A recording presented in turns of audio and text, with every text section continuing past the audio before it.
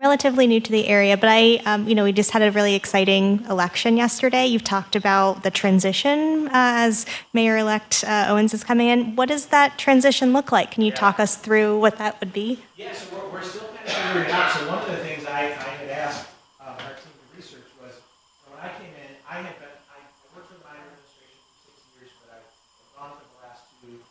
And so we had relationships within City Hall, but we did most of the transition outside of City Hall. We created it out to the community that we were accepting applications for all positions. We asked all department heads to apply for positions for their positions. I expect something similar here. We had explored whether or not we could just kind of do it as a matter of day-to-day city government last year. Our department, we did find out legally there are some constraints there that are in place. So we've been very careful for the past year to keep that firewall up.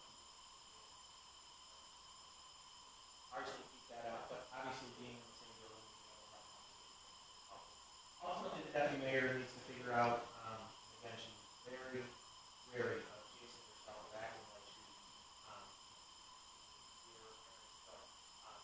got to figure out whether or not she's comfortable with that approach of the application process. But leading up to that and being agnostic as to who the next mayor was, we actually requested all of the already to prepare transition memos. Those are in the works. That the hiring is the big part. Again, given the fact that Sharon is already part of the administration, I do think she mentioned this in one of the articles. She doesn't have to make those calls.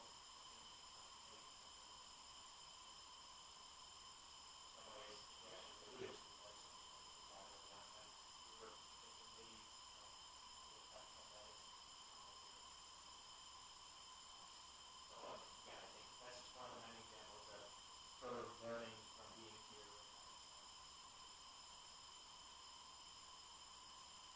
The other thing that she'll have to figure out is we had a transition team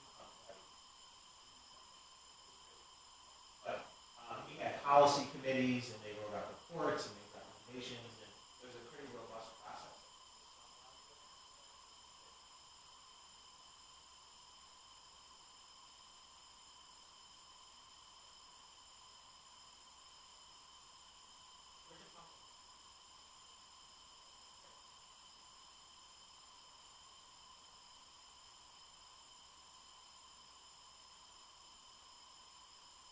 Hi, Rob Robbins, I live in Fabius. Just a brief question, like what advice would you give to somebody who wants to go into politics? Yeah, great question. So what I would say is, first and foremost, do your homework. Read the news. Be engaged in the community. One of the things that I whenever possible, you don't want the first time you're walking into a particular space or meeting with a group of people, the first time meeting when you're running. Because then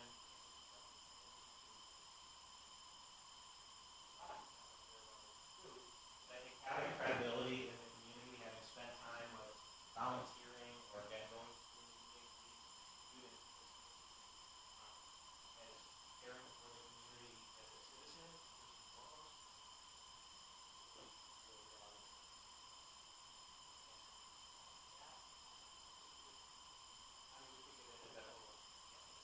More than anything, it's do your homework, be informed, be engaged in the community, or make sure that you have an understanding of the needs of the community.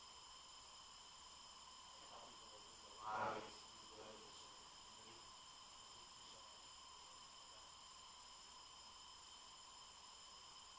All participating in this program is a way that that question was for you, then you're already on the right path.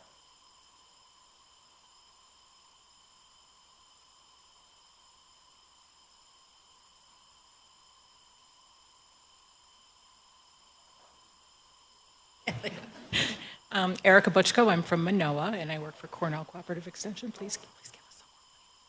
before you go. Anyway, that's not really my question. So you just mentioned being engaged in your community if you're interested in being in politics. Now, with the number of years that you've been in politics, would you suggest joining a planning board or a zoning board of your local community, and why would you choose the one you chose?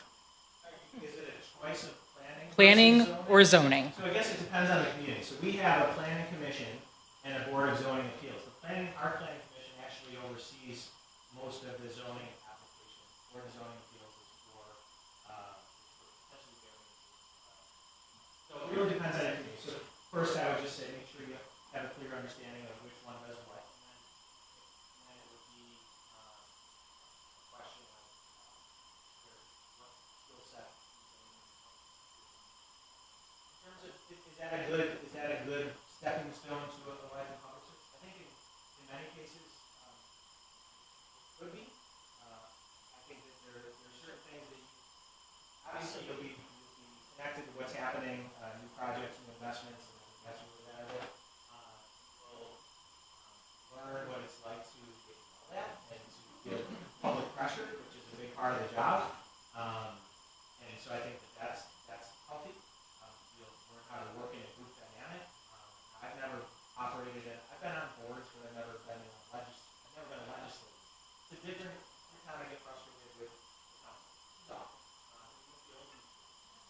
We have had overall, the last budget, notwithstanding, obviously working. But it's a different dynamic. As an executive, I had a team and I have to work with the legislature. Whereas your body, you have to be able to navigate that group dynamic and try to move people toward their. So, yeah, there's a lot of value in it. I think the only potential downside politically is you're going to have a politician in a voting record. You're going to have something that people can point to and say, hey, you supported that concrete plant that went in my backyard. I'm not going to vote. So you just have to be conscious of any public roles you have and decisions you make are a matter of public record.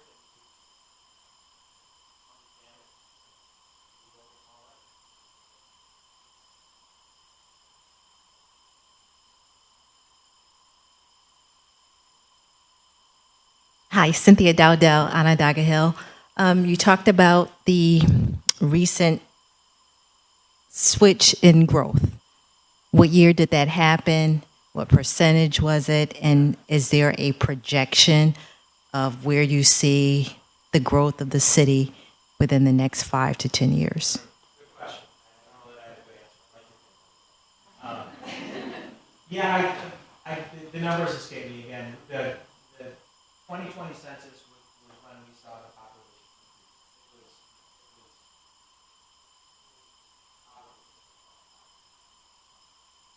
But again, the first time in 7 years, since then, between those 10 years, you're getting estimates, and we've seen the estimates kind of go like that. So we really try to population. So I think that in terms of where the population goes from here, it's going to depend on a number of things. Refugee resettlement is a big reason why we didn't see more population. So if we see a long period of time when we're not settling refugees, then that could have an impact. Largely the exit, the big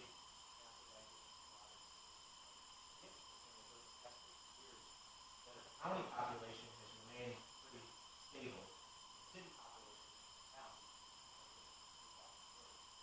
So, I think that we certainly expect that with Micron and public investments, we are going to see the county and the region will see growth. How much of that we capture in the city, I think, is largely up to us. We try to be very aggressive in housing development because I think the reality is whatever community can build the most quality affordable housing the fastest is going to be best positioned for the fastest. Of course, you need related amenities.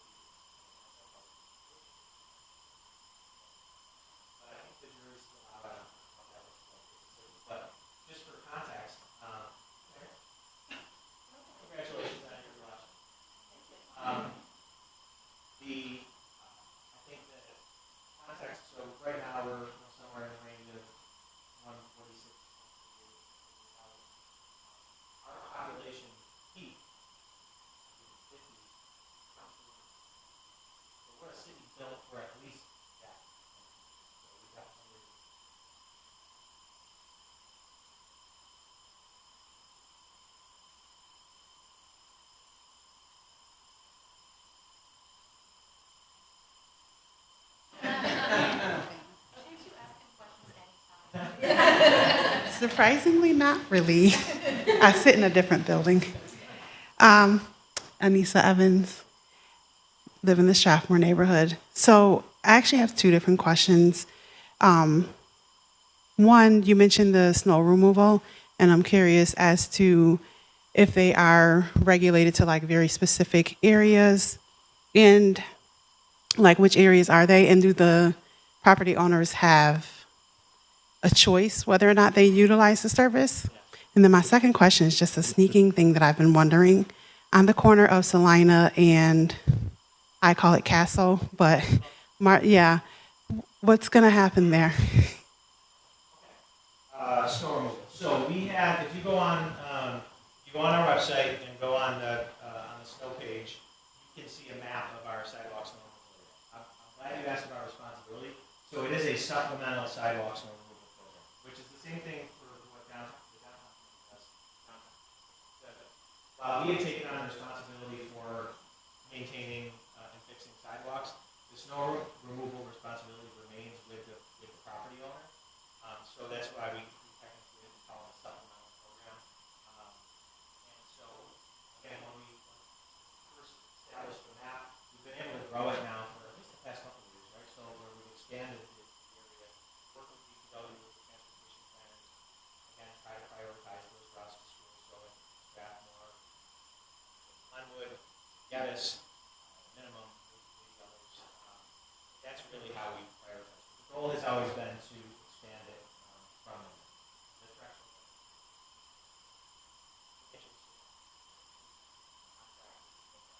But as we know, just doing a pass with the sidewalk plow doesn't account for ice and other things that ultimately still need property owners. But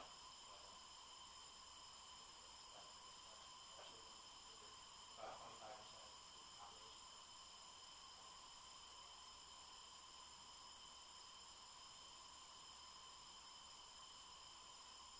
Corner of MLK in Salina.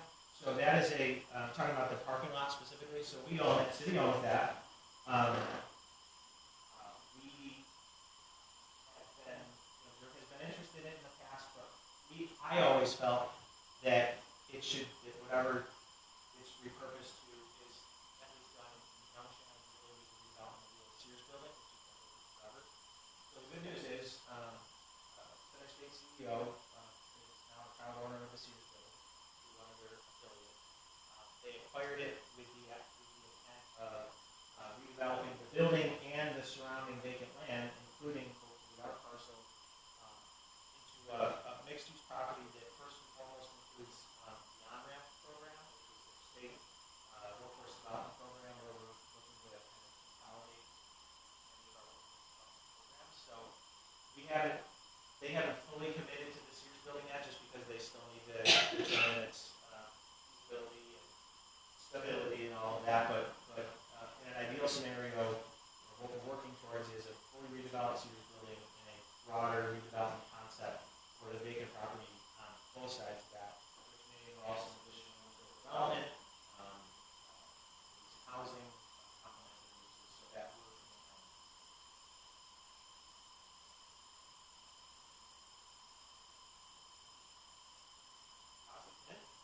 Thank you. I just want to congratulate you on an incredible tenure that you've had. You have so much to be proud of, and it wasn't always a cakewalk. I'm thinking about 2020, the pandemic, all the protests, having city police officers support that, and that just showed a lot about you and how you handled that. I thought that was really incredible. What I'm curious about is for you, highlights, lowlights, what's your most proud accomplishment? What was the most fun thing that you got to do, and what was kind of the most challenging? Yeah. Unfortunately, the second question is a lot easier to answer than the first. For me, no doubt about it, the night that Officer Jensen was happening,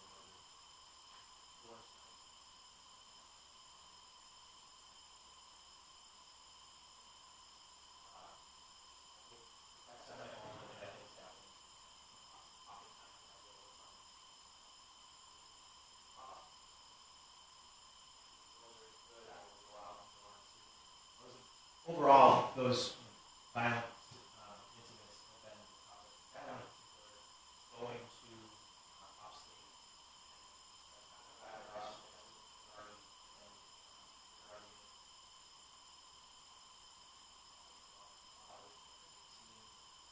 go through that. That's, I have trouble with that because there's been a lot of really, really amazing things. Like I said, I love our team. I love spending time with our team. We do one of my favorite things to do every week. Other things, talking about housing, anytime we've done ribbon cuttings on homes where we've been there with the families that are actually buying first generation homeowners. I think the last one we did down in the North Valley was the woman who was living in public housing her entire life. Those are the moments that just like, so. What was that? Yes, exactly. Yeah. So those moments I absolutely love. Anything involving kids, like I love going to, I'll let you the secret out now. If any class asks me to come to the class,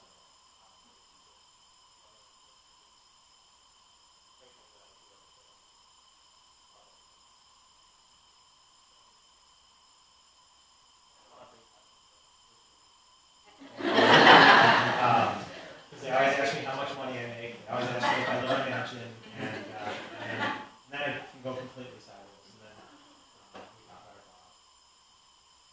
boss. The job is really heavy and it weighs on you. And so those moments of having how the work that you do brings joy.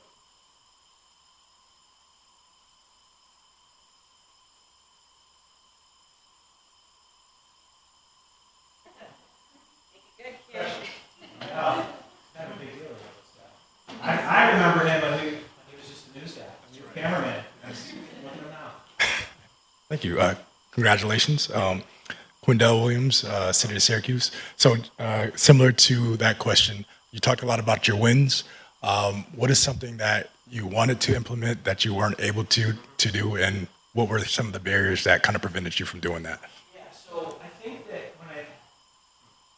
think that the frustration, the most frustrating part of this job is just the pace. You never can get things done. Right, I actually just got an email from who I would consider a friend who was expressing their frustration and disappointment.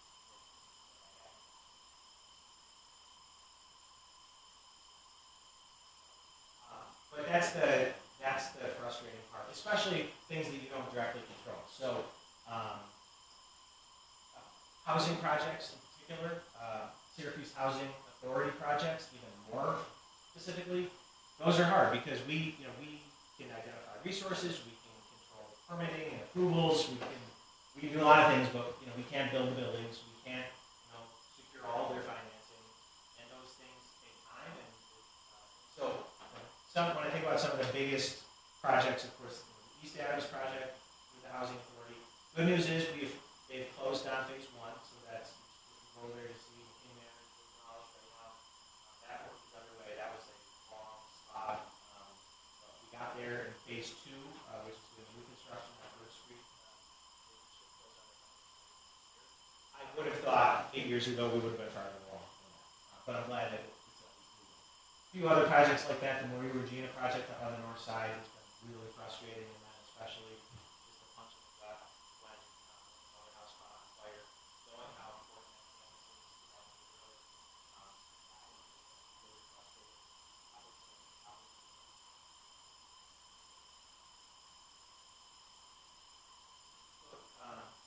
So big projects like that just take too much time. Beyond that, I mentioned in the last budget process, I'm really frustrated about how that went down. I worked really hard to have a good working relationship. I think a lot of it was the politics related to the not to say that they didn't have some legitimate questions and concerns, but the way it went down wasn't good on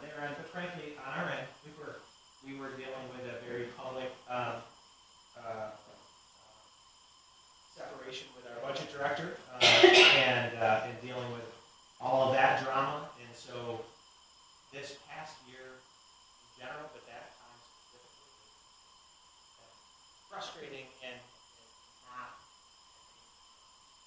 in line with how. Yeah, I guess not being in full control of all of our priorities, and then just navigating the politics of the job, which is inherent in the job, and you have to deal with it. But for me, and I think for most public servants, my dad would always say, politics is a means to an end. The end is the public servant doing the work. I think some people in this business focus on the politics of the means. So, but again, you have to, it's a part of it. It's a part of the package. You have to be able to navigate it. And sometimes I don't. Well, with that.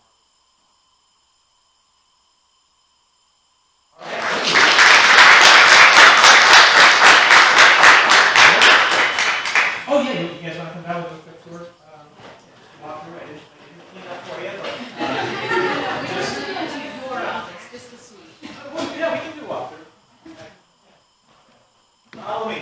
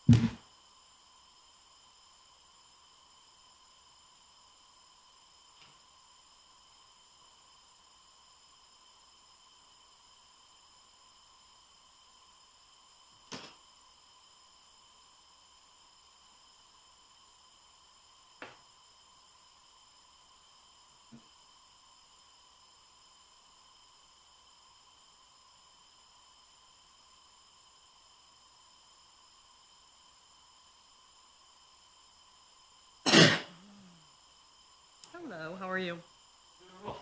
Yourself. Good, thank you.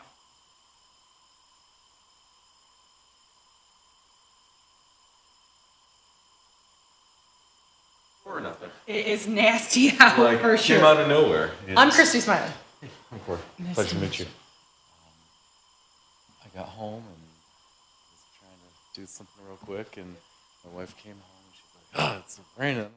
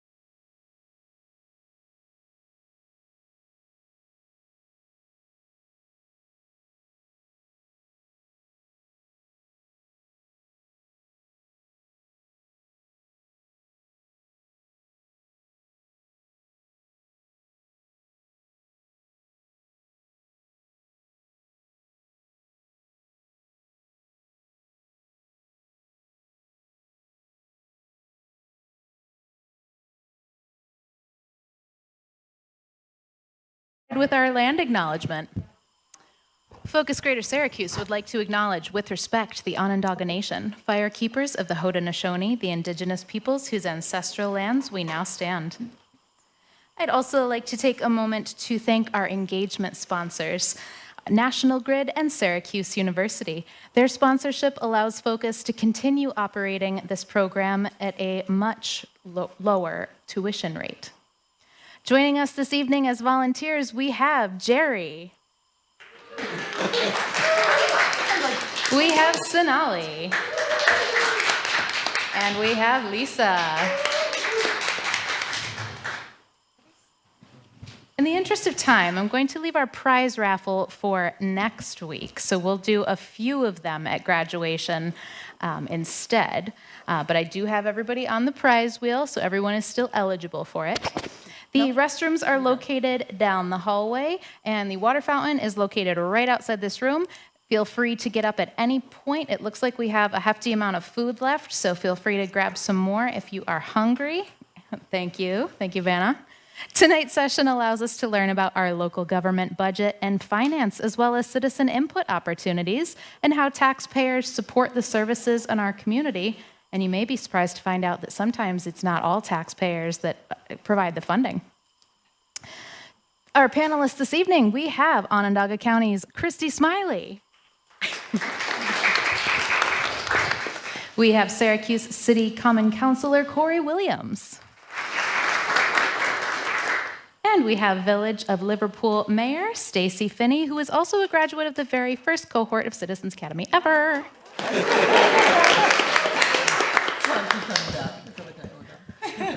Congratulations on your re-election, Ms. Mayor. Yep. And it is a true pleasure to have each and every one of you with us. Thank you so much for joining. So we'll start out with brief introductions. Tell us what you do. Talk to us about local government, budget, and finance. Corey, I will not make you go first. This is, I think, your first time with Citizens Academy. And then we'll start the Q&A, and we'll have everybody line up. They have to be brave and line up to ask you questions. Any comments or questions before we get started?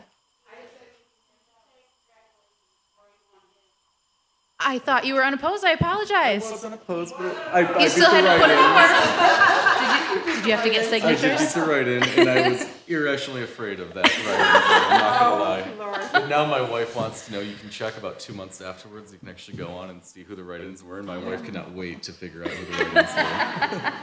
Well, congratulations to you as well, then. Yeah. I'm not going to lie, my first election, my proudest thing was that nobody nominated Mike Hennigan as a write-in, who's the local grocery store owner of Nichols, who, by the way, cannot be mayor because he doesn't live in Liverpool, but every year he'd get at least 5 votes. And I was like, I beat Mike Hennigan! He got no one! Perfect. You can go in any order, but not Corey first. No. That's just not fair. Want me to start? Okay, I would love for you to start. So good evening. I'm Christy Smiley. I am the Chief Fiscal Officer for Onondaga County. I actually just recently took that position on in May. The county's annual budget is $1.6 billion. The county's fiscal year runs January through December of each year. We kick off our budget process usually in May of each year. The county has gone to a baseline budgeting approach, and what that means is my staff in finance works to put together budgets for next year that give them the resources needed to continue current service levels at next year's costs.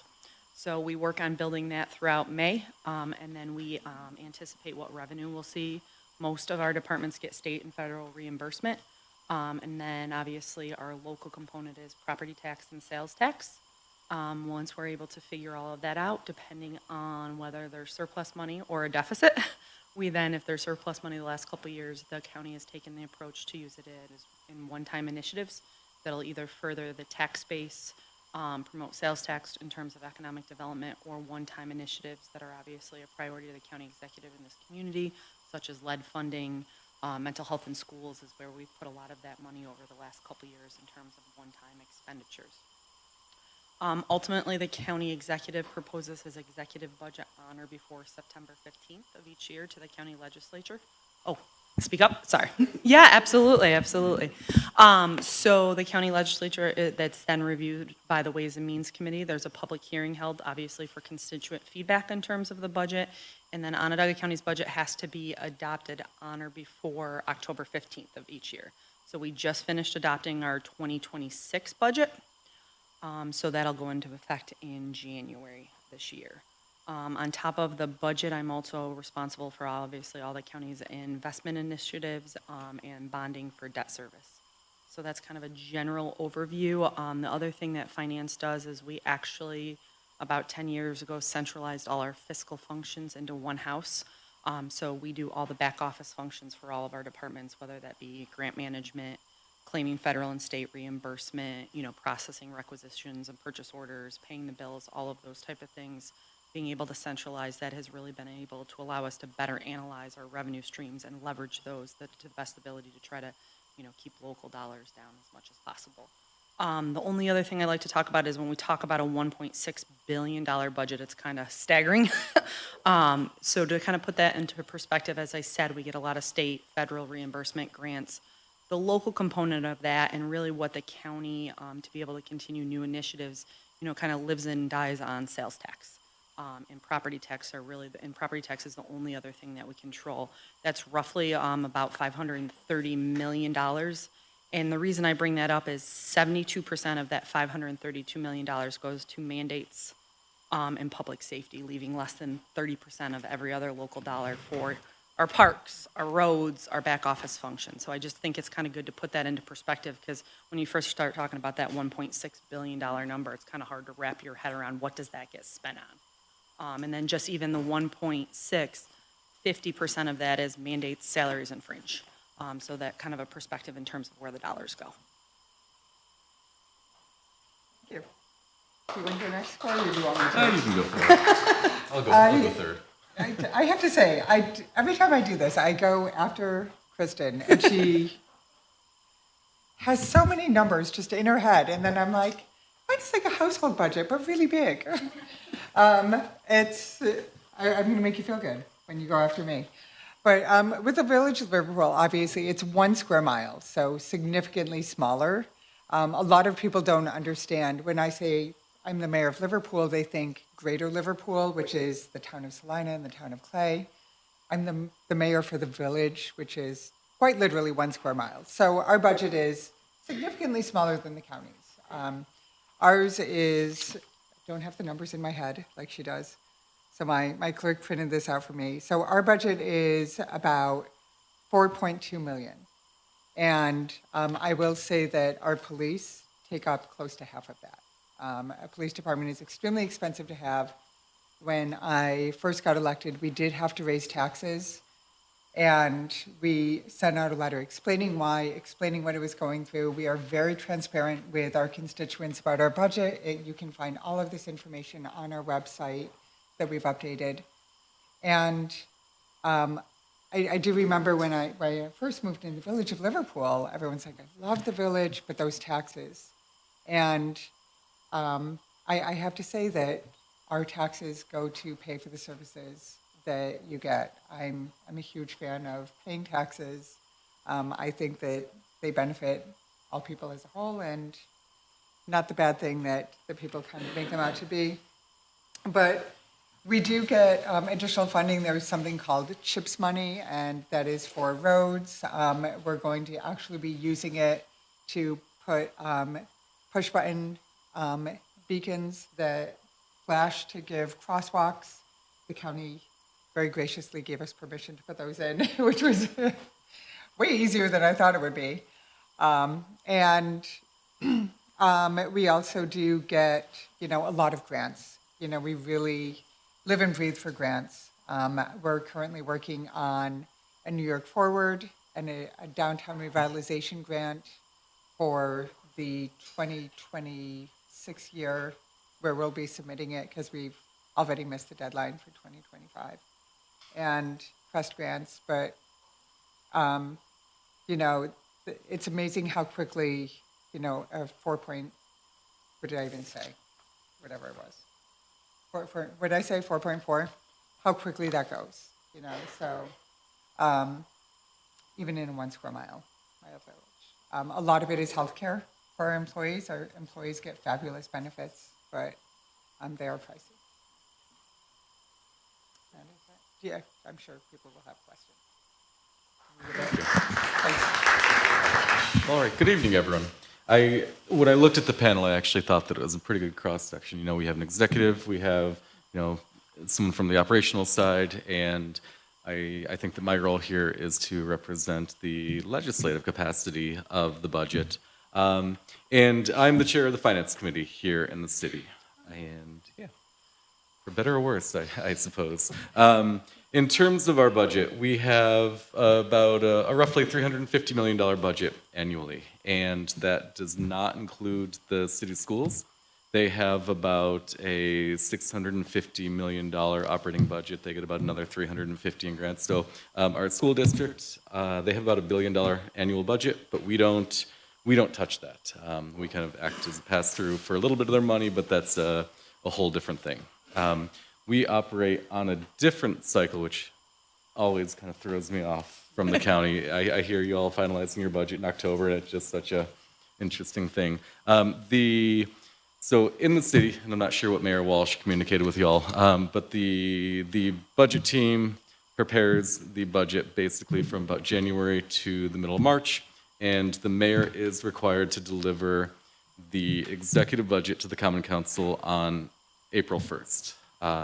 We typically have about a month of budget hearings. We have each of the operational divisions come in front of us, talk to us about their budget, what changed year to year, you know, if there was a big up or a big down, why that happened, different priorities, you know, kind of the vision of the department.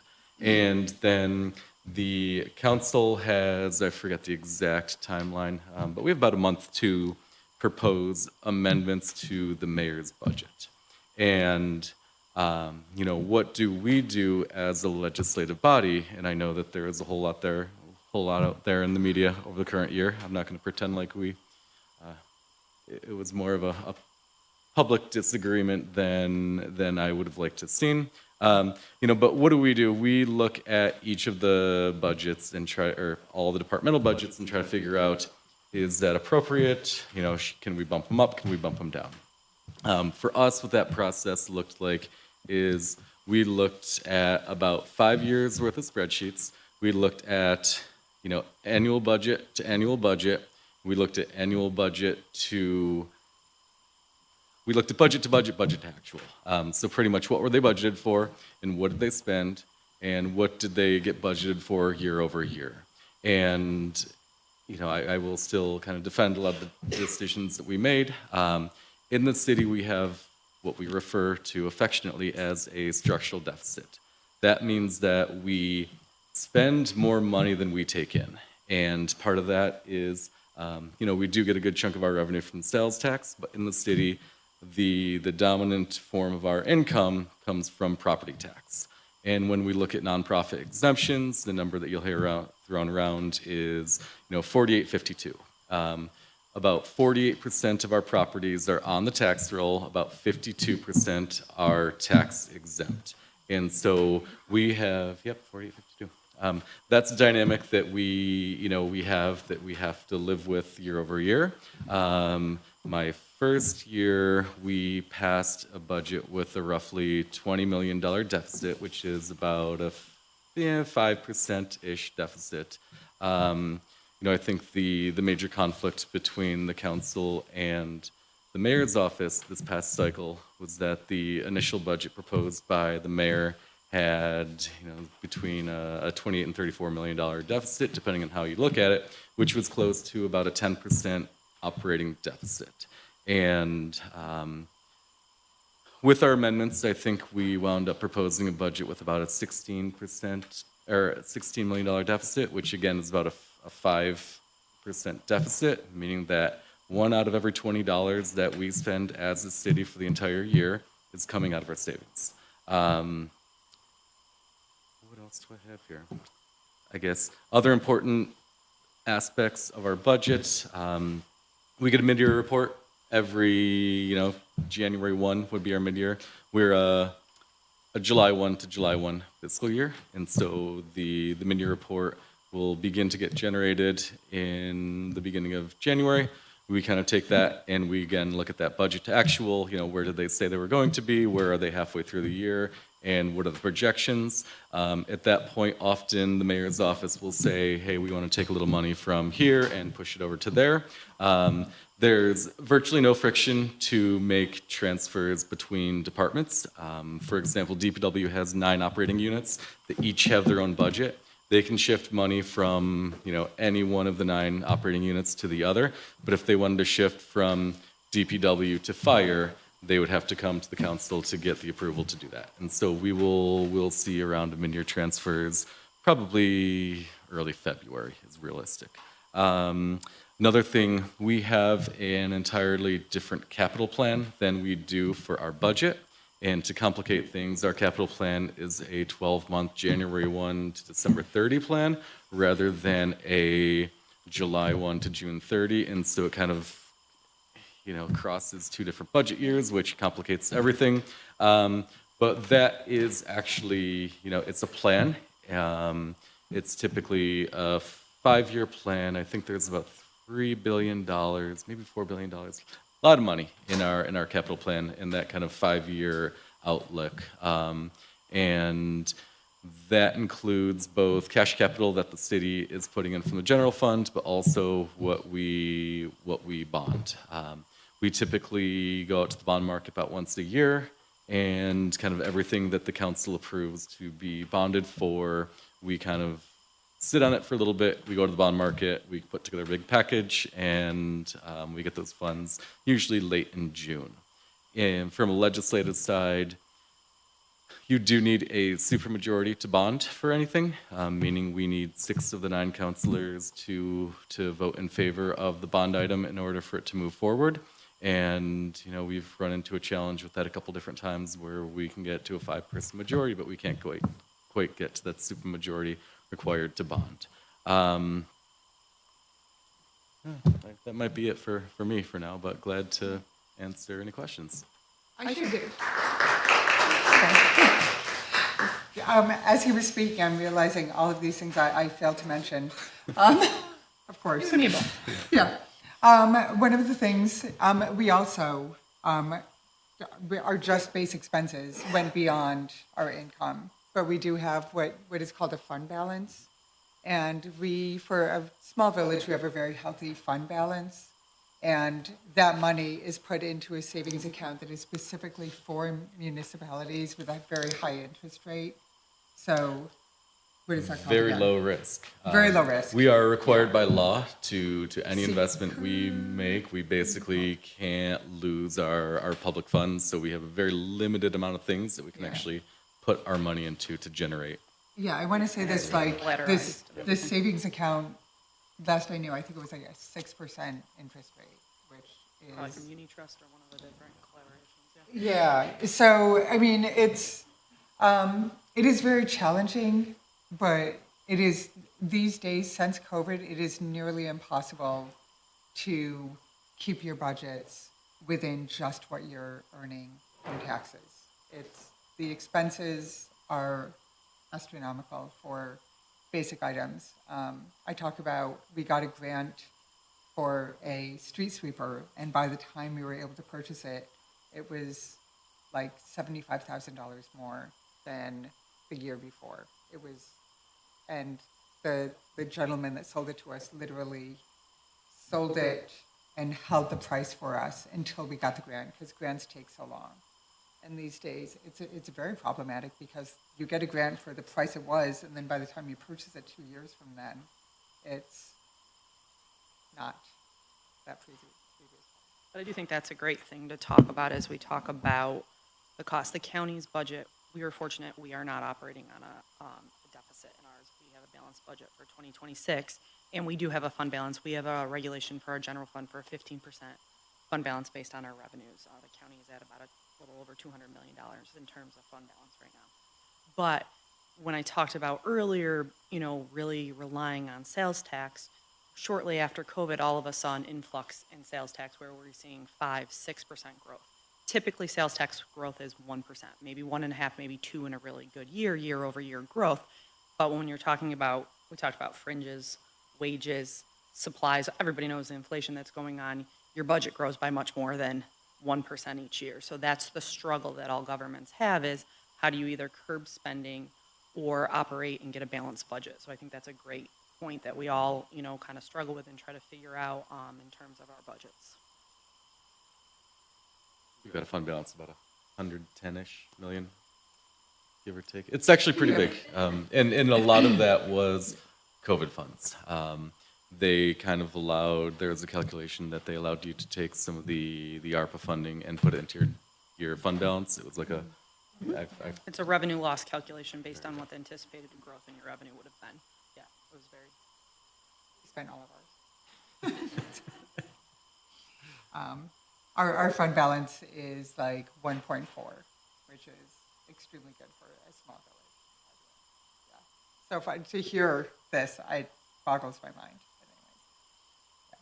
And keeping a healthy fund balance, as we talked about, the bonding issue is very important too, because the rating agencies, that's one of your score items on your scorecard, and actually they want you to have a fund balance of like 30 to 50%, which is unrealistic for our county government, and I believe unresponsible to our constituents, because we basically would then be overtaxing if we got to a threshold like that. So that's one of the things, is obviously keeping that rainy day fund, as we call fund balance, but also making sure we're prudent with it and not getting it too high where we're overtaxing our constituents. And that's the balance, but also trying to keep it high enough that you have good ratings, so when you go to bond, you have good interest rates. So it's kind of that balancing act all the time. And with the village, it's the complete opposite. We at one point had too much of a fund balance, and they dinged us. I don't know what that was. I mean, I wasn't in office at that time, but we actually had to find ways of kind of dispersing the fund balance to sort of minimize how much it looked like we had. So it's that delicate balance of like too much and too little.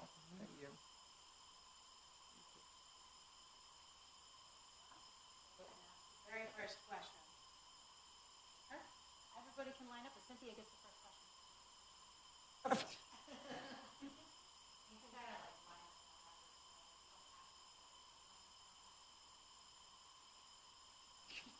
Such a risk.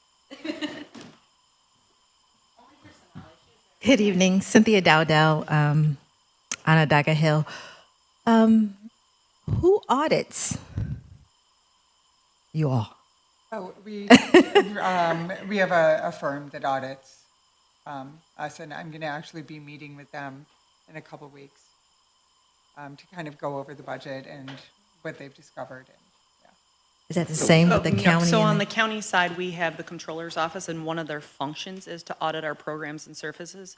So we actually have an independent elected that does go in and audit our different programs and services right in the county. So the controller is, I mean, it's not the state controller. I mean, No, we have a county. There is a state one as well. We do get audited by our funding provider, so the state will come in and audit some programs, like our different social service programs we've been at, DOT, feds will at different times for programs. So we can get audited through a variety, whether it be our internal controller, the state, the federal government. And then we do have an independent auditor that reviews our financial statements every year and gives an unqualified opinion. So those are reviewed each year, but we do get audited by a variety of sources.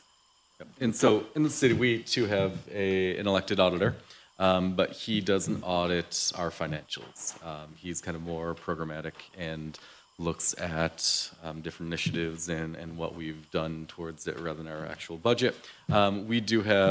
We use the Bonadillo Group right over kind of in the Inner Harbor. There, do you all as well? Yep. They're well-known, reputable, been around for a while, and so they audit our financials. We also have audit partners that look at a lot of our grant operations and make sure that we're spending money where we told the grantor that we were going to, and that all of our bills are paid, and we have many of those audited prior to submitting to whether the state or the feds for reimbursement. Thank you.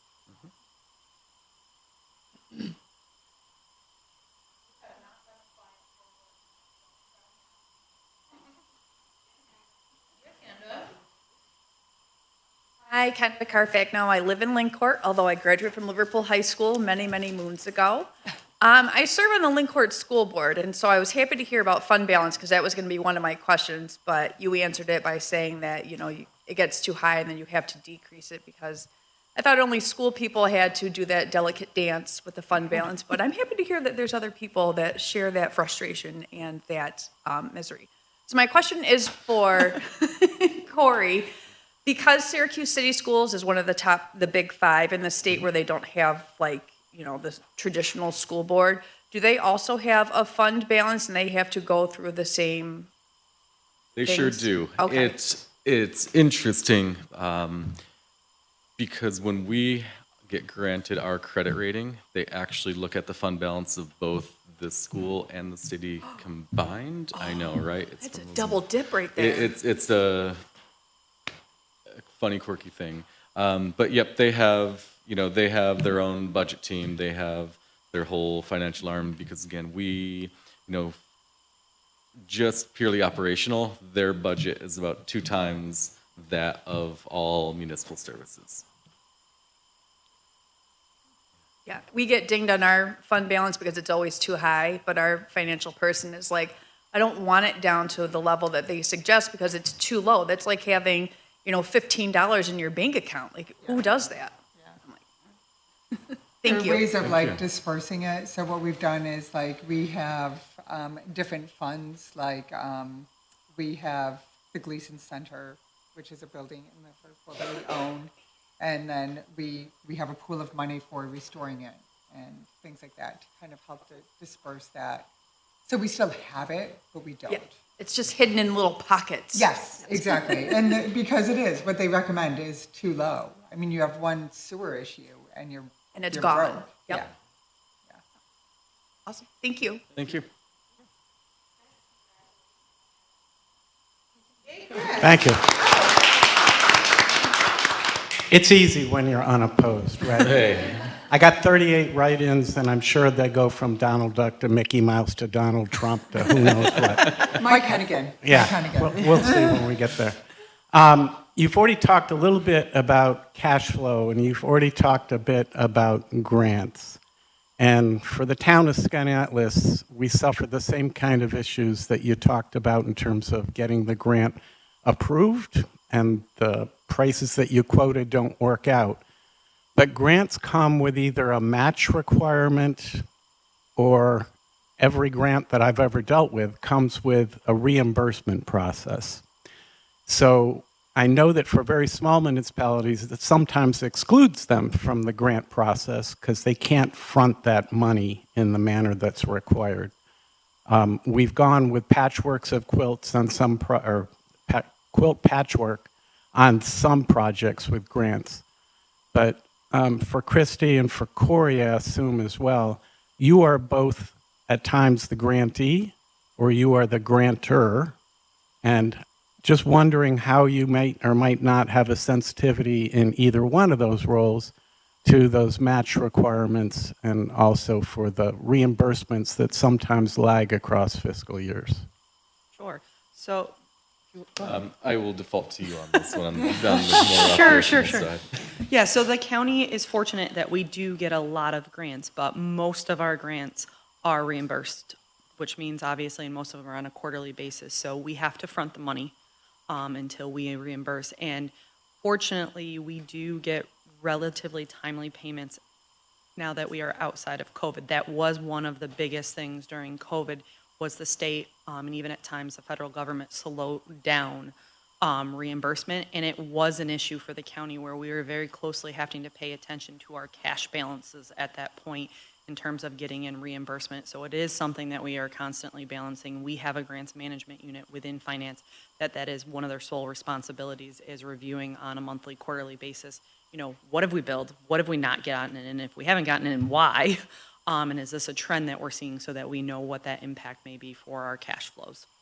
The majority of county grants the majority of them, I would say, do not have match requirements. There certainly are some. A lot of ours do not have that, but it's something that we obviously have to plan for, and oftentimes when that's happened, we then have to go over to the county legislature and ask for fund balance to do that.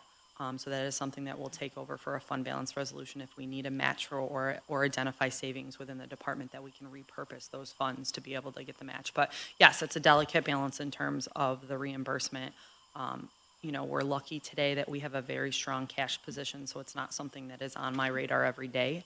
But specifically during COVID, it was something that we were reviewing constantly. And one of the things that the county did coming out of COVID is we've always used PeopleSoft, but we've been implementing in a couple new modules that allow us to better track what's been billed and not received, so that we can have reports at our fingertips for those type of things. And actually also just a project costing module that lets us better manage those grants.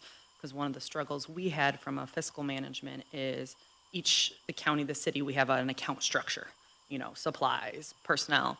But you may get a state grant where part of it is marketing and part of it is, advertisement, whatever the categories may be, but they don't line up to our account structure. So there was a lot of manual tracking to make sure we didn't overspend in those budget categories and have to go back for amendments or doing that ahead of time. So we've implemented a lot of tools and sources and towards our accounting system to be able to better track those things in real time so we have that data at our fingertips. And I would echo much of that and just kind of throw a couple, wrinkles in and just things to think about. One is that we've left money on the table at times with grants that we don't have our act together enough to be able to apply for reimbursement. One that comes to mind is the CHIPS money, which is our highway funds. But fortunately, you have a 18-month window where you can go back, and so we've gone and reclaimed the funds that we hadn't initially claimed for. But from the other side, being the grantor, we've had challenges with the federal government and the Community Development Block Grant, CDBG. We didn't get our funds from the federal government. I think we were about 9 or 10 months late. And those grants are given to many of our nonprofit organizations within the community. And there is a rub there, where nonprofits were having to take out loans to make up for the funds that they were promised that we couldn't give them because we didn't get the money from the feds. And timelines not lining up can be really challenging. And again, we talk about just the fact that the county has a October fiscal year. We've got a July fiscal year. Where are you all? July, yep. And any nonprofit can be all over the calendar. And so making sure that you get the funds you need in the appropriate fiscal year to be able to, pay all your invoices or apply for reimbursement can be really tricky. By the way, fabulous mayor. Love Mary.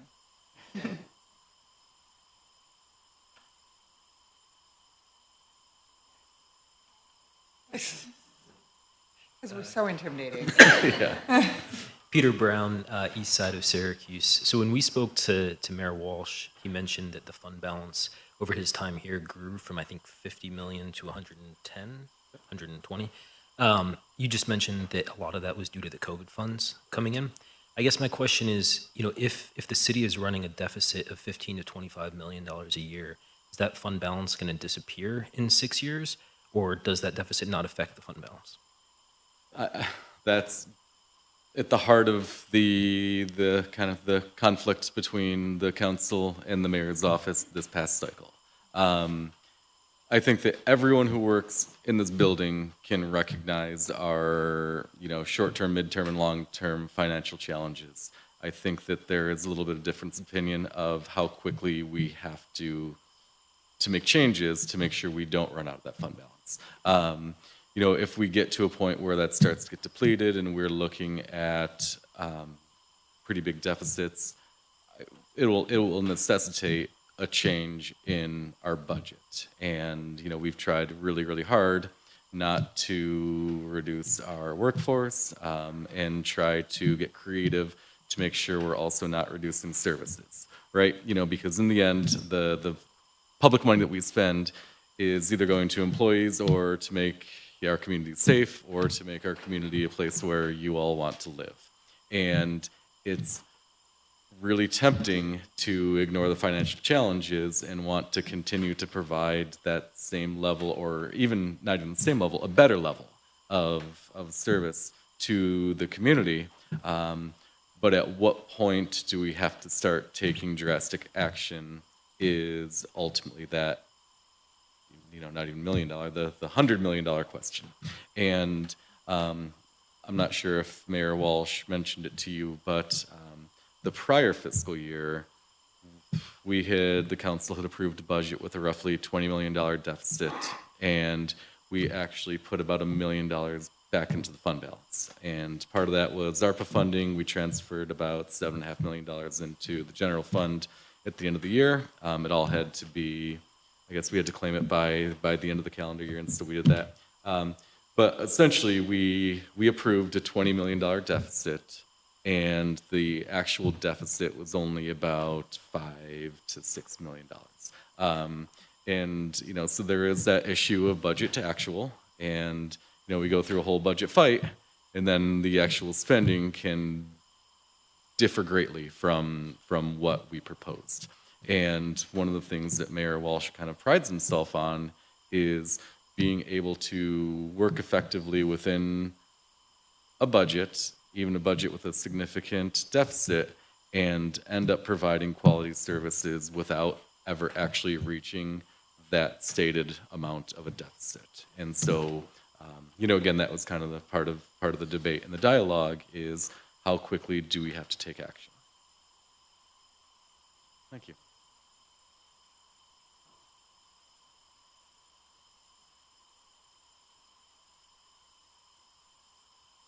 Amy Thornton from downtown Syracuse.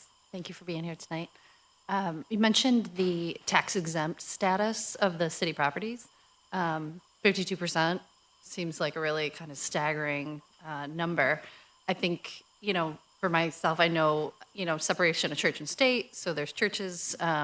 It seems like the hospitals maybe and universities. So my question is basically what qualifies an entity as tax exempt? And do you maybe personally feel like it's kind of too much, or are there the good and the bad and the ugly about that? And so across all of our, I don't know what I call it, not Areas. sure, areas, the kind of the same rules apply because they're governed and dictated by New York State. The big actors in the city, of course, are the university. We've got student ESF, we've got SU, we've got Lemoyne College, the hospitals. We have a whole lot of state-owned property that is not in the tax rules.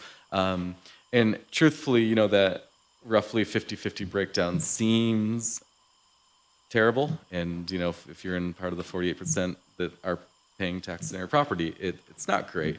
But we're not that far out of line from other municipalities all throughout the country.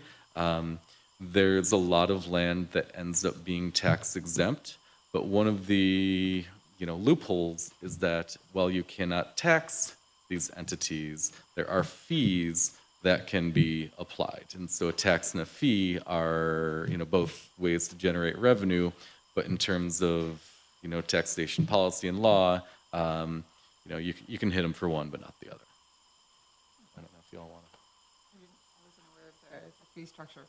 Yeah, it depends on, it does depend. So the county, for example, your property tax obviously is taxed. So if you're a municipality, a hospital, those things, obviously you're off the tax rolls and you don't receive property taxes.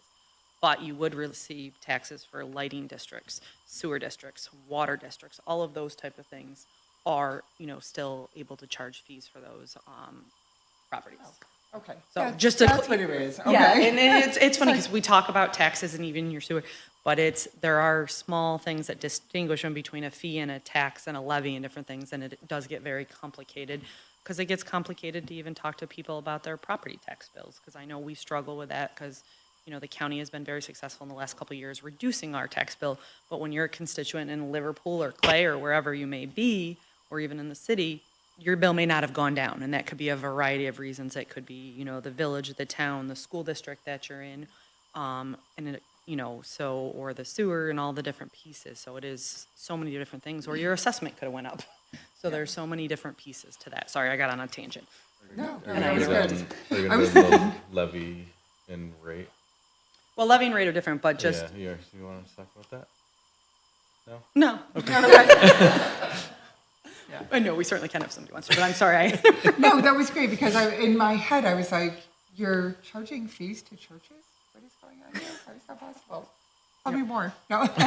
Joking. Yeah, so one of the things with Liverpool is schools are tax exempt, and I have a very well publicized issue with one of the schools in the village that is tax exempt. For those of you that are living under a rock, it's Jeremy Gerlich and American High, where he's made 24 films, but he uses interns and then considers it a school, so he does not pay taxes for that huge property in the village.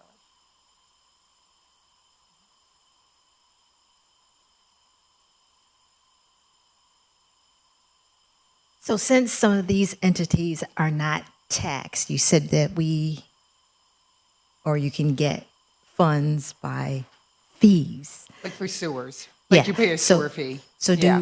do we know what percentage, or, like say someone like Syracuse University, they're huge.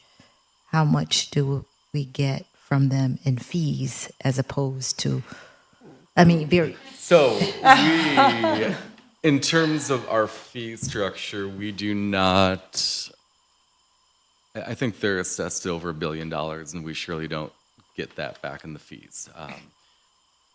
However, we do have what we call a shared service agreement with the university, and that is negotiated by the chancellor and the mayor. And essentially, it's a quasi-pilot where they give the city a chunk of money that goes straight into our general fund, and we're able to spend that how we please. The university and the city, we're linked. Can't be one without the other, and we need to take care of each other. And so, as much as we want to try to get more money out of them, we also realize that in terms of major events and sales tax and a whole bunch of, they contribute a tremendous amount of vitality to our community. Where I live in the neighborhood that I represent, I'm right kind of the other side of the university, and part of our neighbors, it's the town-gown relationship, right? And so we have the neighbors complaining about the university and the students and everything that they do and don't do, but in the end, the fact that the university is there is why we want to live in that neighborhood, because it's got a whole lot of things going on. Our current shared service agreement has gone up every year.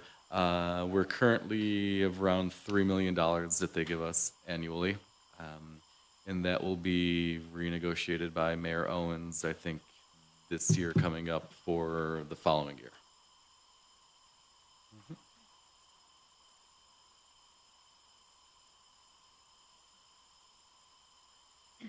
Erica Butchko, Village of Manoa. I just have to say, Mayor Finney, I was in school district treasury for several years during COVID. How I missed that 5 and 6% interest rate that we were allowed to get on certain things. Wonderful. But that's not my question. My question is, when you guys were all talking about sales tax and how it's not like a huge part of the income that you receive, it's not a lot of the revenue, but it is part of the revenue. So how do you deal with maybe small businesses or companies or anyone that's like a cash operation that may not be giving you all of their tax money that they should be? Or is it just not as prevalent as I may think it is, and so it'd be cost prohibitive to go after that money? So the interesting thing is we talk about all our different layers of government. So the county, the city, actually do not collect sales tax. It's New York State that collects it and does anything like that, and then it gets funneled to the county first. And then we have a sharing agreement with the city of a portion that they get. So like you guys get, I think this year it's about 127 million. The county is about 300,000. So we have a sharing agreement, but it's actually the state that's responsible for collection. But is there like a way that you know that this person's not paying their share? That's, and you can, I like, don't, say so that's something to, that's like, also put the that out funniest to the part is state? I don't get any information down to that individual level. I get Okay. it by sector from the state, but there is a lot of information even at the county level, and it's one of the things that we have struggled with at times trying to forecast where we think sales tax is going to be in future years, because the amount of information when things trend up and trend down, and the way you get paid is typically there's around 2 payments a month, but they're reconciling ones. So sometimes we'll get a reconciliation where all of a sudden this payment may be down several million, but it's really from the past quarter's reconciliation. And True. trying to get more information on that from the state at times can be difficult, but there's only certain subsets of data that get shared. So I could not tell you, anybody in Onondaga County, what that specific vendor remitted in terms of sales tax.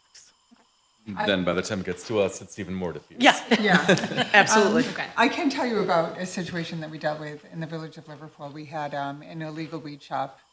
Weed shops are not legal in the village of Liverpool. THC opened. They're all throughout the city of Syracuse and other areas. And I thought it would be just a simple thing. You're illegal, let's shut you down, no big deal. But because they were a cash business and only cash, it became a federal issue. And it took forever. And it was a major, major production that happened during a concert in the park, right next to it. Two shots for one. Yeah. Love it. Nice. Gotta love Of it. course.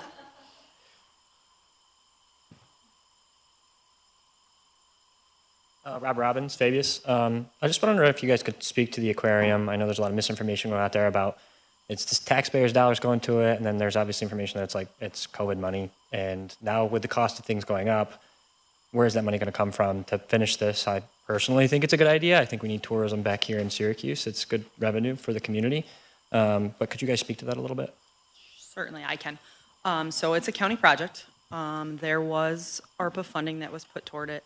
In total, between ARPA funding and other county dollars, the legislature approved $85 million, and $85 million only in terms of that.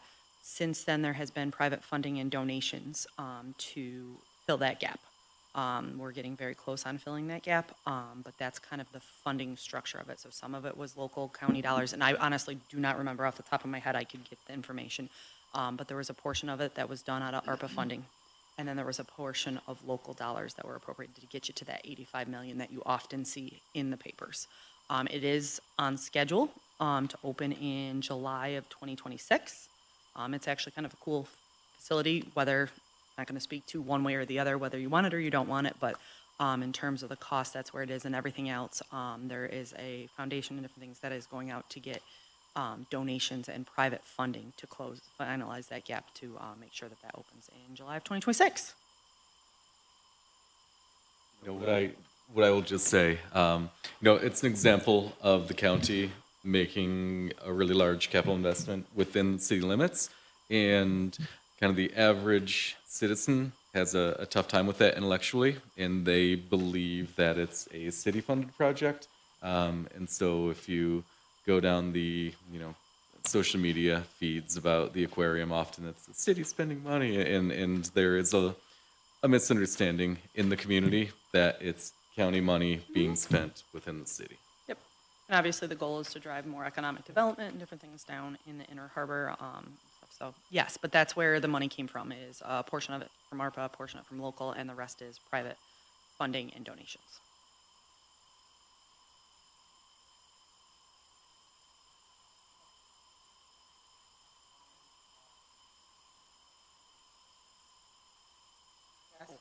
That's a very large portion of our budget. No, because you're in the state retirement system, the counties have to pay a portion into the pension fund and different things. So, no. Now, could it be reduced potentially? And that's where you talk about the whole state retirement system and your tiers and what the benefits are for retirees, and that has changed over the years, even, down to what age you can retire at and things like that. So obviously it is a balancing act, but we could not just say we're done contributing. And it's not something that we can reduce. That's kind of a tier, like, I think you might have heard fixed tier 6. That's one of the issues, is retirement age and kind of. Yeah, so the tiers lock in most of the time your age, your contribution percent as an individual when you retire. The health benefits are outside of the state. That's down to the local municipality. I was trying to think what else. I'm missing something. When we talk about our budgets, you know, the $350 million city budget gets broken down between discretionary and non-discretionary. So there are things that we have to pay no matter what, and then we have a much smaller amount that we can choose where it goes to. And for all of us, the healthcare benefits, you know, all those long-term costs, we have to pay them no matter what. And so that gets put in the non-discretionary category.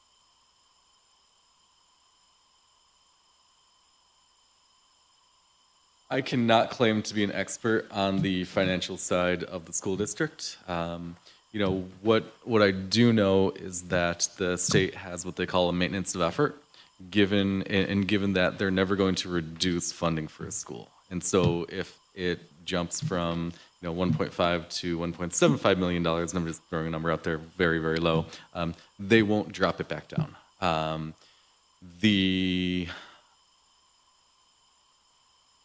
I guess I'll leave it there. In terms of the closing of buildings and the possibility of dispossessing an asset for whatever reason, that would go through us. That would go through our Commissioner of Assessment, and we're actually doing that with the Sidney Johnson Vocational Center. I guess where are we?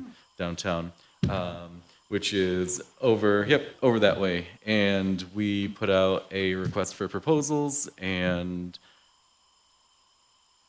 I think we selected one. I don't know. I think that we selected a proposal that will be some type of housing project right down, where we assume the community grid will end up being. But that is within our ability and within our right. We do keep buildings that don't have students in them. One of them is Elmwood down on the south side, and we use that for a lot of our adults, kind of additional office space. Then we've got Shea and Levy. Levy over on the east side, Shea on the west side. And what we do is we will shift a building. For example, if Clary was going to get renovated, they would spend a year or two in a different building to allow for the renovations. And then after the renovations were done, they would leave, what we call that swing space. And so there is benefit to retaining the assets, even though they may not be, directly contributing to the tax rolls, or they could have a different vision for a neighborhood. But even our closed buildings do get used. I graduated from Corcoran in the 90s. Classes were a little crowded, maybe too, that 20% might give a little breathing room. So, yeah. Same, by the way.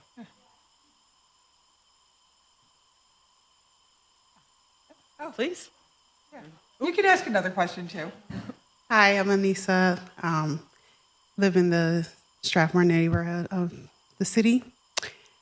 I am just curious for each one of your spaces, what have you noticed is driving the most revenue outside of grants and state funding, federal funding, and things like that? So for the county, it's definitely sales tax. There's absolutely no doubt about it. Besides state and federal reimbursement, that is one of our largest funding sources. And as I mentioned, property taxes for us, we all had an unexpected windfall of sales tax a couple years ago. In the COVID era, we kind of didn't really know where it was going to go, and we wound up getting a whole bunch more money from sales tax than we thought we were going to. That trend is starting to reverse itself. You know, as we Yeah, we saw unprecedented levels at like 6.7% growth, 5% growth, where the county ended 2024 at just a little over 1% growth. So we're definitely seeing it come back to historical norms of what we expect from sales tax. And then, you know, given that we do have a historically large fund balance of, you know, $100 million plus, our investments have been paying off pretty well. About 2 years ago, we retained a firm to kind of manage our investments, and I forget we paid them a couple $100,000 and got about $10 million in additional revenue from that. You know, you look over the city, and there's a whole lot of little things. You know, we could probably save a couple $100,000 here, a couple $100,000 there, a couple $100,000 there. And we tend to want to go after these big numbers, you know, millions and millions of dollars. But I'm part of I forget what we actually call it, you know, some type of revenue enhancement group that we're looking at some of those smaller and mid-level opportunities to recoup some funds. And you know, I think that when we're looking at the financial situation that we really have to be going after everything that we can. Yeah, and I think that's a great point about investments. So the county, through COVID, a lot of governmental agencies have more fund balance and cash on hand than they've had before. And so we really have been spending a lot of time investing that. So county, similarly, the last couple of years, has, for the first time in probably history, has been able to actually use our interest on investments to fund the government. Portions, obviously, a small portion, but beforehand that really wasn't an option, that you needed the cash on hand to pay the bills, where we're able to invest some of it now. In the county, and similar to the city, you know, like our health department, there are a lot of different fees there for permit fees, for health inspections, weights and measures, your parks fees. So there are other areas of revenue, just in terms of the totality of the size of our budget. They're not the largest ones, but there are certainly, for a lot of our different departments, whether it be DOT or whatever, there are fees as well that they collect, county clerk, things like that, where we do receive in funding to support those departments. Our greatest source of revenue is definitely property tax. So Village of Liverpool, those taxes on your home. I'd like to offer a friendly reminder to slow down in a speed zone. Oh, yes. By the way, we do not get that much money from that, because that is not a local law. That is but we do get a decent amount from driving trucks through. So, yeah. My wife, we got our first household warning last night in the mail. It was my wife, not me. Sure. Yeah. Okay, so I live in the town of Onondaga. How does my taxes roll up to the county? Excuse me if I'm not looking at my tax bill, but No, of you're course fine. I get my... The tax bill is the hardest thing to explain for somebody. So on yours, you would have the county tax rate portion, and part of it also depends on, which is hard because we just talked about the county reduced the tax rate to 293. Don't quote me on that number right now, but that would be per. But that depends on if your town is at equalization rate at 100% too. So there's so many components that go into it. So part of your bill is the county property tax. Part of it would be the town tax rate. But then, as we talked about, you will also see potentially a sewer fee, a lighting district, trash removal if your town does that for you. And those, although they're on your property tax bills, aren't necessarily, that's where we talk about are considered fees, not necessarily taxes, even though it's on your county property tax bill. So it makes it very, very difficult to try to explain that to everybody, because I do it on my own bill. I'm like, okay, I'm in charge of finance. I should be able to go through my own bill. And I'm like, oh, wait, I live in Clay. They're not at 100% equalization. So then it's this factor times that plus the county rate gets you your bill. And it's like. So I would have to go to my town to find out if we're at the 100% of the equalization? Yeah, you can find it, and it's actually, I believe, on the county website, and I know it's in our county book. Like, I can leave you my card. I could certainly tell you what you're at and different things like that. And, you know, always in my Department of Real Property Tax, if you have questions about your bill and different things, we're happy to try to walk you through it. And there is a little cheat sheet, and I can send that afterwards. That's in our budget book that kind of walks it down step by step in terms of those different pieces of the county tax. So when I pay my school taxes and then my property taxes, is there a component within the school district too that rolls up to the county? Only the property The ones that come in taxes? January have your county and town. Only the ones that are in September are completely 100% school district. Okay. The county and towns do not get any funding out of that component. So anything like that is just the school taxes. So is the rate determined on the size of the town? So the rate is actually, and this is where we talk about the levy. So when we talked about putting all the budget together, $1.6 billion. Let's just say, you know, we had 1.3, so we need to get $300 million from our property tax. Let's just use a round number there. So we can do a levy of $300 million. Now that then gets spread based on the assessment in each one of the towns. So the city may pay, and I'm just using, because I don't know what they are off the top of my mind, the city might be responsible for only 30% of that 30 million because the total assessed value across the county gets split based on what the total county assessed value of homes are in the county. So each municipality then gets what their share of that 300 million that we're talking about is, and then you get the county tax rate at $293 per $1,000 of your home. So it's based on per thousand. And then you get the town one, and then if you're in a village, you may have a village one as well. And then we talk about that would be per 1,000, but your town may not be what we say 100%, so that equals 1,000 times the 293 to get you to your rate. You might be at 80%, so then we have to factor that up to get you to the 100% to apply that, so you won't see the 293 on your bill. That's what I'm saying. My biggest thing that I not hate talking about, because it's not simple, and because we're not equalized across the county, it makes it even harder to explain it to constituents because it's an if-then statement that drives me bananas. Well, at least I got a better understanding now than I did when I first walked in. Well, good, I'm glad. I'm glad. I love doing this. part? I'm just kidding. I was feel like, what did I learn say? something from Kristen every time I do this panel. I'm like, oh, that's. Hi, I'm Angie Dagudo. I live in Marcellus. My question has to do with auditing and fraud. How do you, within your areas, make sure the auditing is happening correctly, the funds are getting spent on what they're getting spent on, and then guarding against fraud? So in terms of auditing from our perspective, like I said, we do have another arm that does the auditing of programs and stuff like that. But we in the county actually track our expenses down to very detailed levels.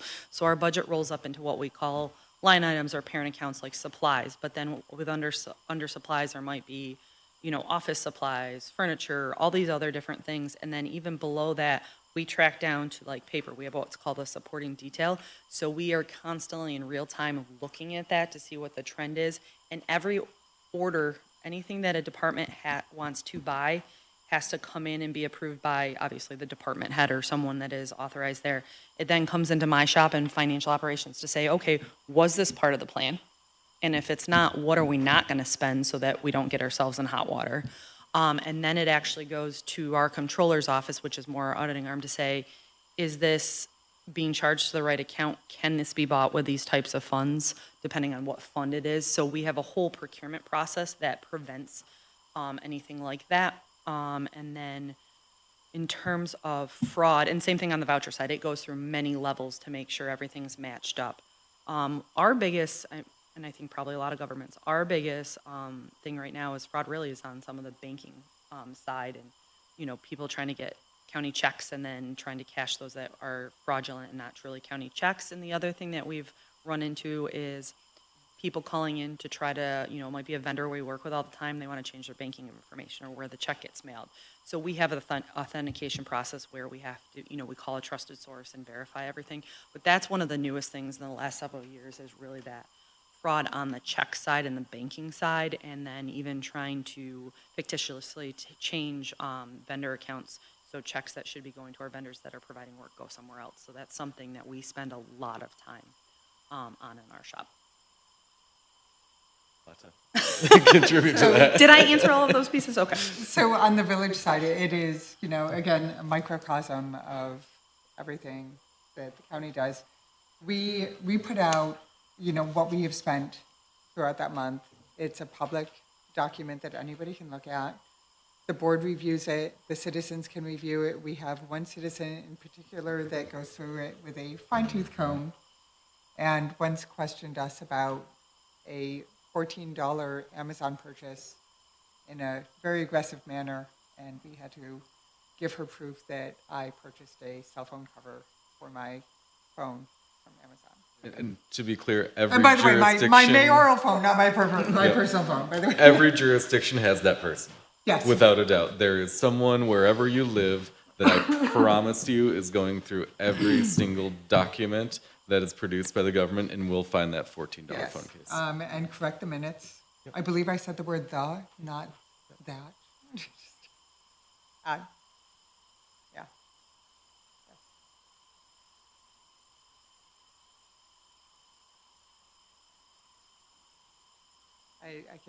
I can picture her in my head at this moment. Just wanted to ask a little bit more about the fees. I was living in an apartment complex for this, and they just killed me with fees for my security deposit, so that was fun. And I understand the importance of collecting fees because we can't collect taxes from tax-exempt businesses and whatnot, institutions. Is there a cap on what fees you can charge individuals? Like, I don't know, somebody the other day was like, why am I paying a fee just to pay my trash bill, right? And it's like, well, I'm already paying taxes. Why do I have to do that? So is there a cap because there's a cap on what we're charged in taxes? Is there a cap on the amount you can charge in fees? So, yes, no, and in between. So a lot of the fees are dictated by state law, too. So, and a lot of them, yes, there is a cap. It is dictated by state law in terms of what you can charge for certain things, especially in the health arena, let's say. The other thing is some of them, we review what the cost to provide those services for permits and stuff. But for the county, all of our fees are local laws, so they have to go through the legislature to be approved. So every year when we do the budget process, if there are fees that we want to change, it goes through that legislative process to be reviewed. And obviously during those time periods, we're talking about why we're changing this fee and giving the justification for it and different things. So on some of them, there is no statutory cap per se, but it is reviewed through both obviously the executive branch and then the legislative branch to say, okay, why are we increasing this fee? And most of the time it's the cost to actually provide the service. With that, the county, I would say the county and probably the city, and none of us are, bankrolling any of our governments on the fees that we charge by any means. I mean, It's such a small portion of our budget. I mean, but so yes, there are some caps based on statutory things. Other ones, there aren't caps necessarily, but it's reviewed and awfully brought back down to what is the cost to provide that service to the best of our ability. And you can increase them egregiously. We were just recently reviewing fees with our codes department, and I think there was some fee that hadn't changed since like 1982. And we looked at the possibility of doubling it, but we realized that just would not look good, even though it truly has not changed in over 40 years. And so you've got to be mindful of that, but yeah. And ours was we offer garbage service with stickers, which is very controversial, ironically enough, until I understood it. And it's because senior citizens don't throw out a lot of garbage, so they could pay like literally $1 a week for garbage service, which is nothing. And we have 2 people who are using an outside service for trash. But then our village has also outlawed trucks, so then it's problematic. And they refuse to not do it, so then we're going after the garbage service, and we have a fee that we've never charged since 1982. And suddenly we're like, how do we create this fee to get them to stop coming in to get this one person's garbage? And Christy, correct me if I'm wrong, fees are typically associated with a particular cost or expense. And if the fee vastly exceeds the cost, then it gets into the tax territory, and then it would end up being illegal. And many of our fees go up, but they don't all go up. We just passed, again, kind of the legislature is the one that establishes fee rates. In the city, we have what we call improved and unimproved streets. If you have a curb, it's called improved. If you don't, it is unimproved. And the way that you need to maintain the different types of roads is different. The unimproved, we oil. We put a slurry down over them every couple of years. And the cost of that dropped significantly, unexpectedly. And so we actually reduced that particular fee because the fee is often tied to a particular use. Thanks. City residents pay a fee for having No.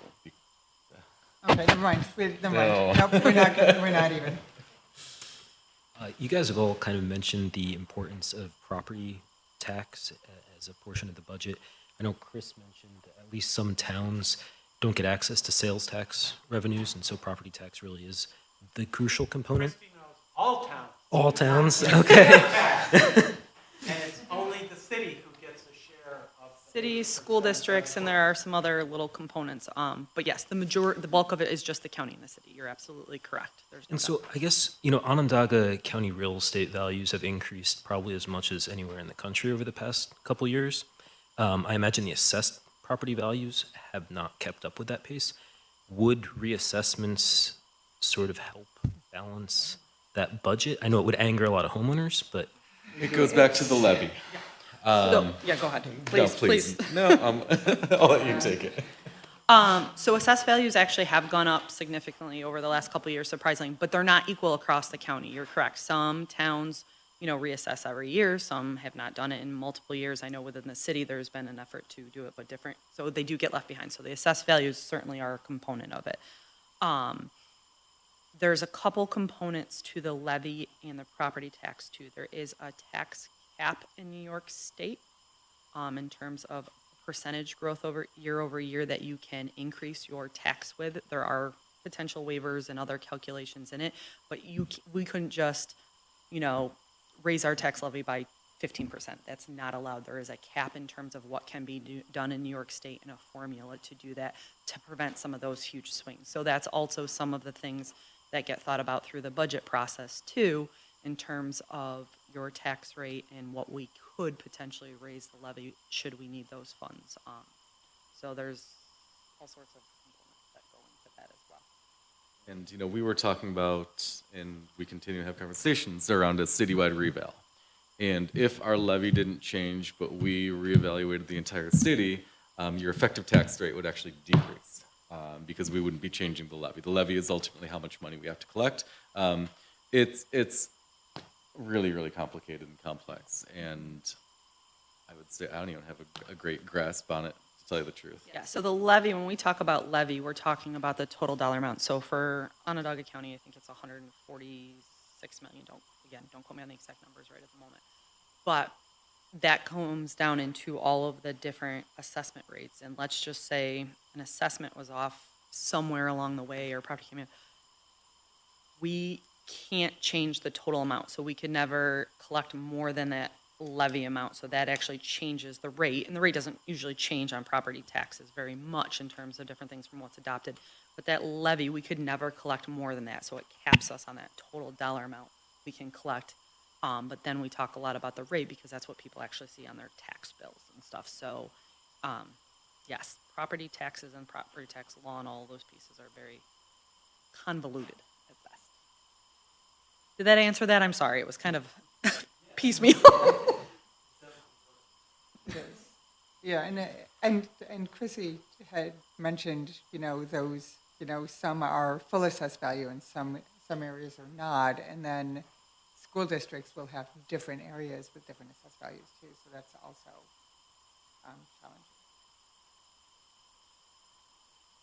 And that's where different municipalities can see swings in their tax rate each year, because if somebody does a huge reassessment and their assessed value goes up significantly, they then take a bigger portion of the tax because it's spread based on the assessed value.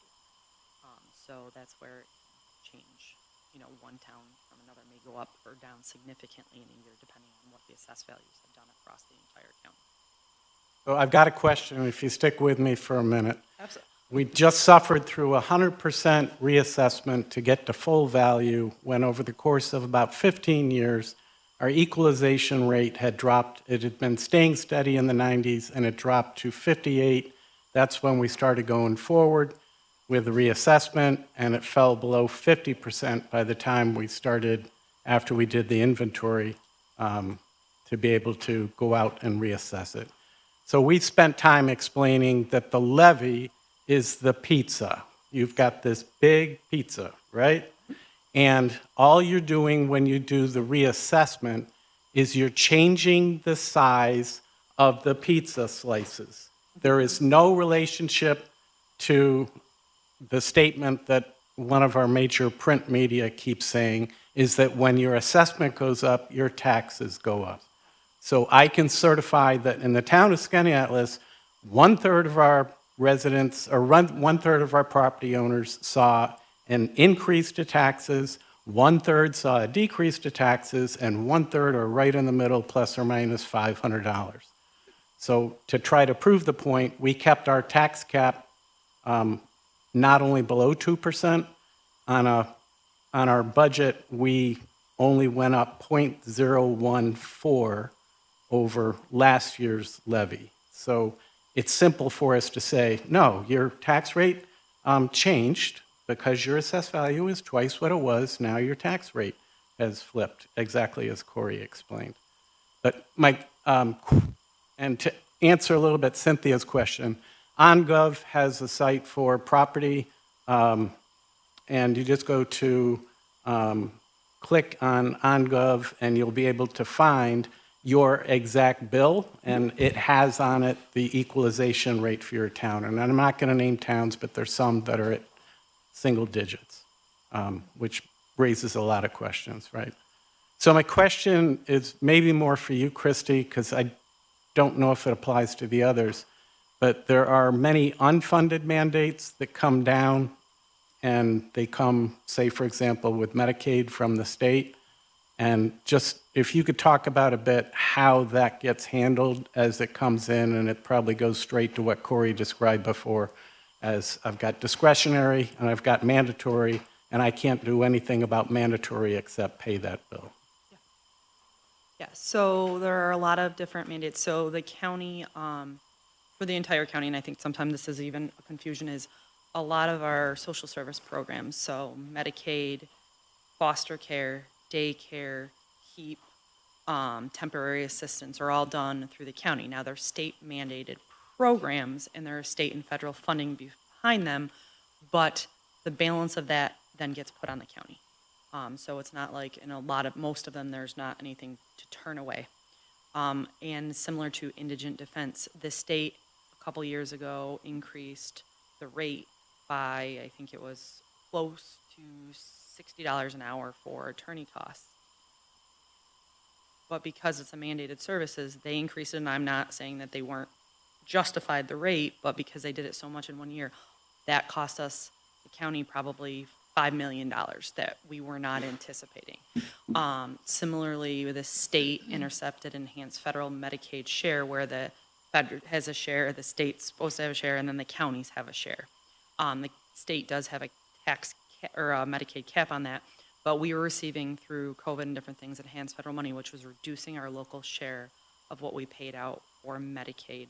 And the state intercepted that, saying based on their proportions, so that was another $10 million hit, I think it was roughly a few years ago. We're now at our cap at about $105 million a year that goes to the Medicaid program for the county.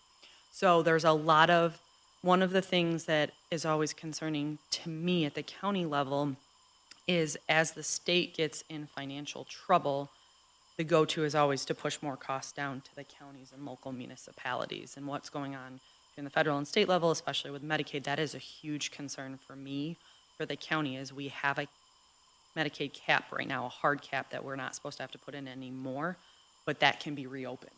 And so for me, depending on how things go, that's one of my biggest concerns, Another thing even is, out of the federal level, is the SNAP program. It used to be a 50% share federal, 50% local. Now it's going to be 75% local, 25% federal. That's a $3 million cost to the county each year. So these programs, you know, certainly are needed, but a lot of them, we have very little discretion in where I know our county administrative team has had conversations is, not that we don't want the program, but we also have no to say in the regulations on the programs either. So there are different components that, you know, we'd like to be brought to the table more and have conversations about that in ways that, you know, we can balance those, the fund and the need in the community. But there are a lot of programs like that that are, you know, state and federally mandated, but the county has to pick up. They put it in a certain share and the county has to pick up the rest.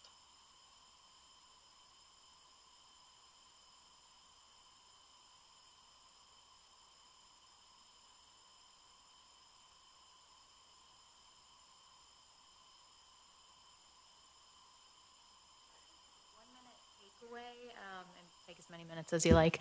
But sometimes it can be really hard for just the average citizen with like no math skills to figure out their role. And especially because it's so different with county, city, village, or even town. So can you kind of inspire us? What can we do as citizens? Like, what is our role aside from reading the budget, knowing when it is, or maybe attending a hearing? You guys want to start? You know, I think as citizens, I think we have been trained to be anti-tax, but your taxes do actually go to fund wonderful services. You know, they go to maintain your schools, your roads, your community, your DPW, your trash collection, your parks. Taxes are not the evil thing that so many Americans feel that they are. That is my 1 minute. I think from my perspective as a legislator, hearing the voice of the public is actually really important. When I took on the role 2 years ago, I made up all these stories of what people were going to call me over and the issues that they were going to have and this and that. I get more phone calls about traffic calming and speed control than any other topic in the city. Kind of universally, people want cars driving slower. People want more pedestrian-friendly neighborhoods and routes.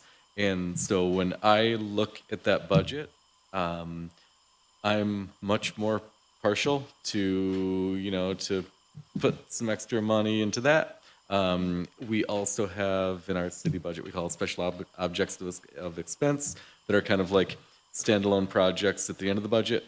People probably don't get to that page, but we can kind of earmark funds for particular projects in that regard.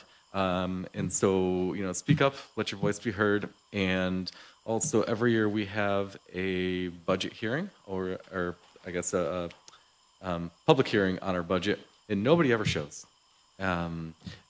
I encourage you to get out and take the opportunities, the formal opportunities to address whether it be your executive or your legislative branch, let people know what you want. And I think what I want to where I want to go to in the city, and I think that it would be a really great tool, for every jurisdiction kind of throughout the county, is some type of actual, what do they call it, like citizen engagement, the public budgeting activity. Like a Citizens Academy? No. It's, I forget the term, but pretty much it's an effort undertaken by the government to say, here is our pot of discretionary funds. Where are your priorities? And then we can kind of help slice that pie based upon the priorities we hear from the public rather than just, what happens in City Hall. And it's a fun activity where they constrain you. They say, you've got $20 million to spend. Do you want to spend, $18 million on fire? Well, if you do that, then you can't spend any more on recreation. And if you want to spend 5 on recreation, then you got 15 you can give to DPW, and you can give over here. And so it kind of allows for people to establish their priorities. Participatory budgeting. That's what it is. Yep. okay. And there are different, different programs and apps that you can do. But I'm going to talk to the deputy mayor, our mayor-elect, to see if, maybe not this year, but maybe in subsequent years, if we can undertake a project like that. In the village, we have people show up for the budget, voice their concerns. Yeah, so I certainly think, educating yourself on the budget document is a good place to start to also even understand the departments. Certainly encouraged to come to committee meetings. We have the legislature's committee meetings every month, and some of them are just informational. Especially this time of the year, the ledge brings in departments to just talk about what's going on in the next couple of years. Sometimes those aren't reasonable because they're during working hours too, so I certainly understand access to things too. But if you are passionate or interested or even have concerns and questions about certain functions of county government, I think most every one of our departments has a page where you can reach out to them via email in terms of asking questions. A lot of them do different, outreach efforts within the community. But I think if there's really something that you are most interested about, and it doesn't have to be on the positive side, it can also be something you have a grave concern about, starting with the department, I think is always the best piece, and then kind of following that through the legislative process, because sometimes, starting with the big budget book of 1 point, it's just kind of overwhelming. But if there are areas that you have interest in, and a lot of our departments, especially in our human services, are looking for community feedback and community engagement and would love to partner with constituents to make sure, our education efforts, whether it be about, nutrition or whatever it may be, are getting out to folks. So most departments are very open to those conversations and trying to provide the information that you're looking for.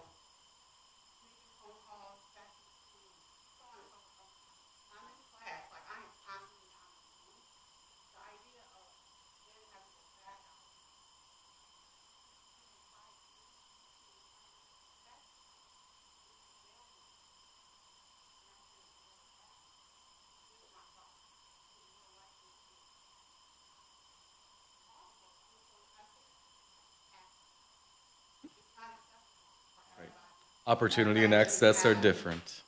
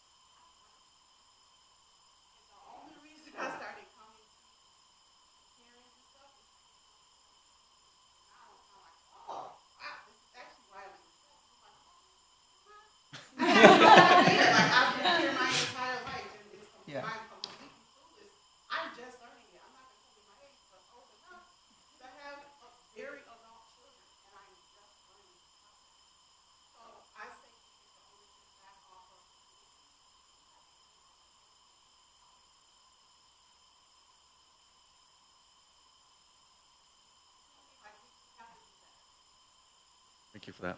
Yeah. In the Village of Liverpool, we have public comment and communication that comes in, and we talk about that at every board meeting. So we have a very big senior population, so I will get handwritten note cards in cursive about recycling bins and mailed to me, you know, and it's very adorable, but we will literally read that. But I will say that the one huge bonus to COVID was we can now use Zoom for our board meetings. I did lose the battle to keep it recorded. Our board decided to not record it and keep it for prosperity. But there are also the websites. Many municipalities are now required to improve their websites to keep them up to date and, with all of that information on them that is accessible, and then also a link to basically reach out to your elected officials. And we do genuinely and sincerely read this and take it into account, even from the snarky people.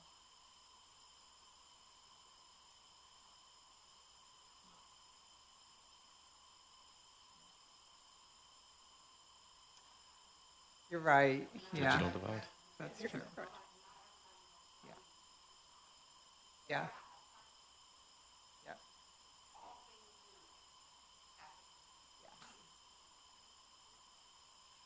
You know what?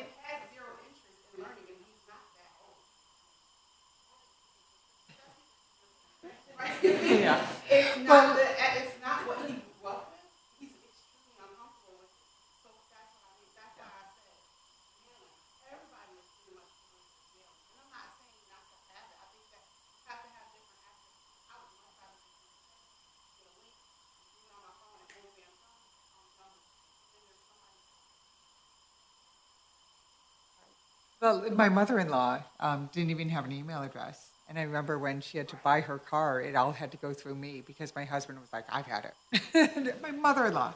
But that is also why I get so many handwritten, which, not going to lie, I wish everyone did that. It's much nicer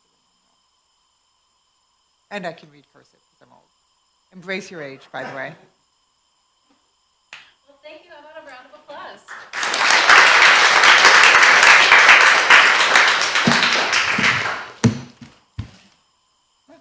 Take a seat here for a second. All right. Our final session will be our graduation ceremony on Wednesday. Woo! Give yourselves a round of applause for that. We will have 4 special table presenters joining us to celebrate your milestone. And past graduates have wondered, what's next? Now we're done with our classes.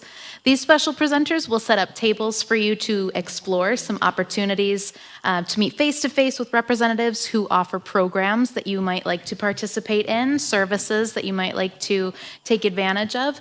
Please don't be shy. Please walk up to them and interact with them because they are attending for you. Our last cohort was very shy and they would not walk up to them. So I told them, I'll give these guys a heads up. You can look forward to a delicious hot meal provided by Francesca's. Yes, very nice. Thank you, Mayor Stacy. We will also be photographing you as you receive your graduation certificate. You do not have to dress up formally, but I do encourage you to wear something that makes you feel super great. I will upload our session packet tomorrow, and I will send you an email. As always, please leave your name tags and take the food home.